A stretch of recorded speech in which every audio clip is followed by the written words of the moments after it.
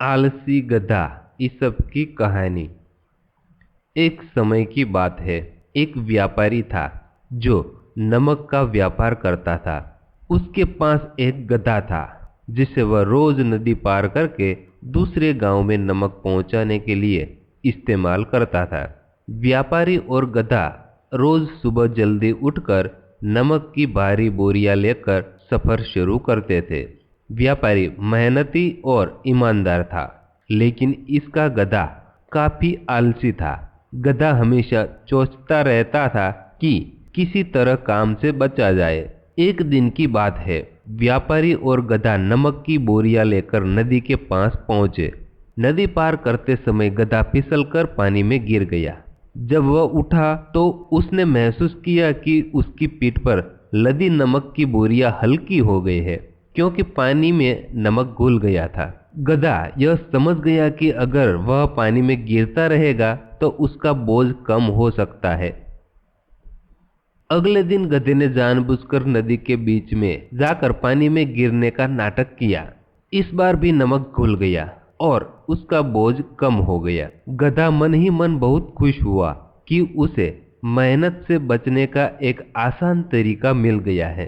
व्यापारी ने देखा कि गधा बार बार नदी में गिरने लगा है। इससे उसे बहुत नुकसान होने लगा, क्योंकि नमक का ज्यादातर हिस्सा पानी में घुल जाता था। व्यापारी को गधे की चालाकी का पता चल गया। उसने सोचा कि गधे को सबक सिखाना जरूरी है, वरना वह इसी तरह काम चोरी करता रहेगा। अगले दिन व्यापारी ने नमक की जगह गधे की पीठ पर रुई की बोरियां लाद दी। गधा हमेशा की तरह नदी के पास पहुंचा और जानबूझकर पानी में गिर गया। लेकिन इस बार उसकी चालाकी उल्टी पड़ गई। जैसे ही गधा पानी से बाहर निकला, उसने महसूस किया कि बोरी का वजन पहले से बहुत ज्यादा हो गया है। पानी में भीगने से रुई भारी हो गई थी।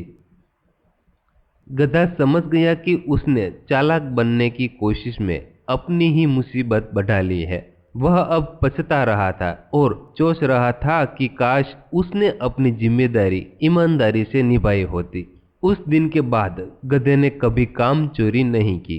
उसने समझ लिया कि मेहनत और ईमानदारी से काम करना ही सबसे सही रास्ता है। व्यापारी भी बहुत खुश हो गया कि उसका गधा अब जिम्मेदार बन गया है। यह कहानी हमें सिखाती है कि काम चोरी और चालाकी से केवल अस्थायी लाभ होता है। अंत में मेहनत और ईमानदारी ही सफलता की कुंजी है। तो दोस्तों, अगर आपको यह कहानी अच्छी लगी है तो प्लीज वीडियो को लाइक और शेयर जरूर करें।